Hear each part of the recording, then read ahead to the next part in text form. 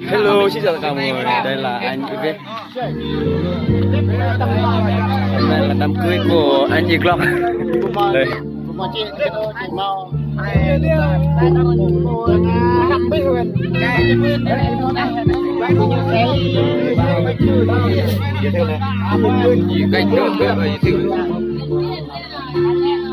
Hello, chào tất cả mọi người.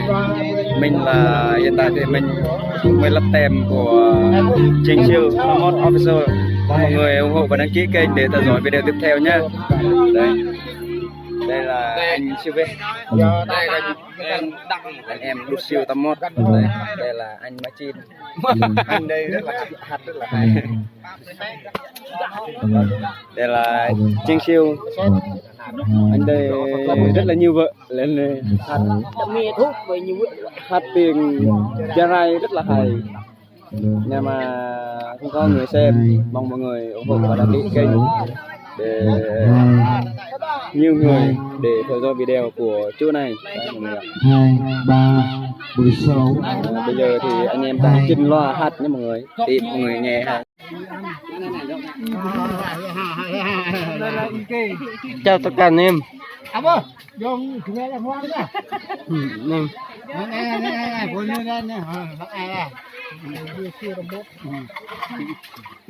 Vào cưới đi ăn.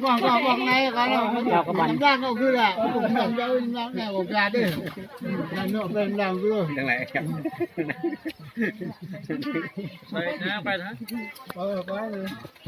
Vâng, rừng lên về. Chậm nhầm.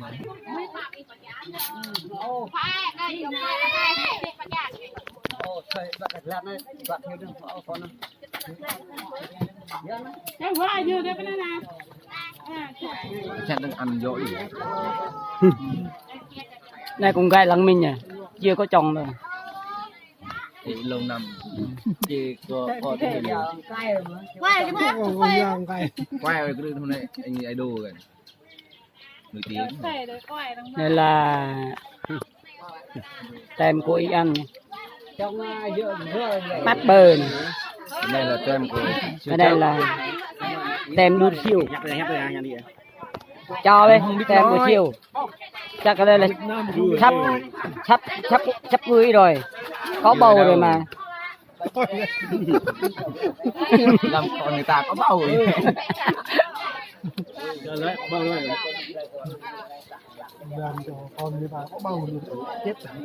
Có bầu hả? Bầu rồi. Hay Có bầu rồi, hai đứa còn lấy cái vậy rồi mình. làm ba. Bên lấy cái bút con nó lẹ là biết đi. Lấy cái Mình vặn đấy.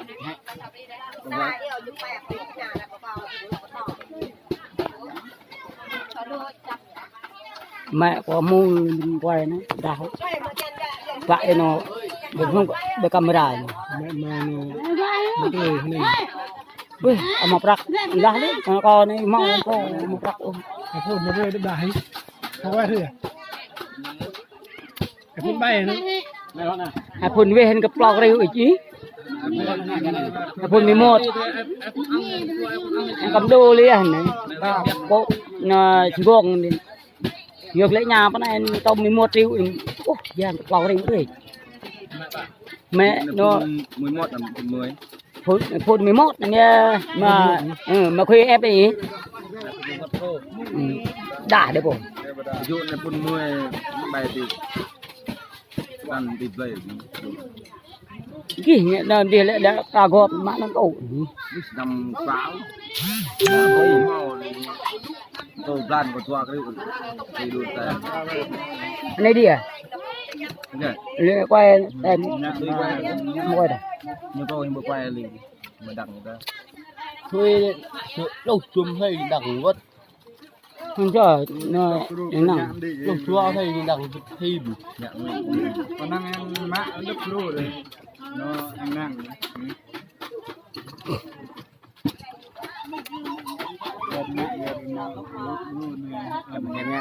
già rồi trong con non già con căng gai con cay quay vượng người ta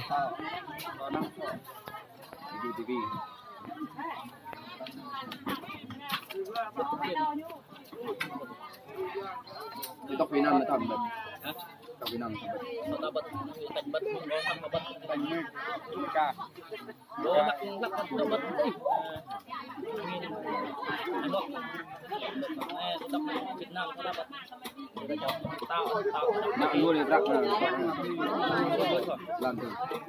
okay lúc em mầm cả địa thuộc mà phá cái mắc rêu mầm lần TikTok luôn TikTok ya tale ta no ma ngay năm đô thôi mà TikTok Cho đây là cho đây.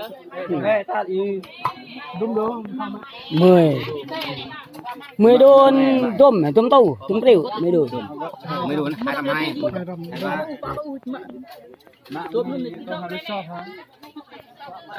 TikTok có hẹp rau ngại đi đấy nè mà cho cào cho cài những tin nhẹ đi yang buat men ya bemo ya lak kai tua rek lo hay ni cái nhiều cá bất rồi đặng thi nữa thì mình sao bất đấy Nam thau. này Việt Nam thao tan mỏ nó mà khuya cái nào về plong nên nó cơ nữa về nó lo nên thao ra lên trang tran bật trên tạo TikTok Hoa Kỳ ăn cái tao ăn cái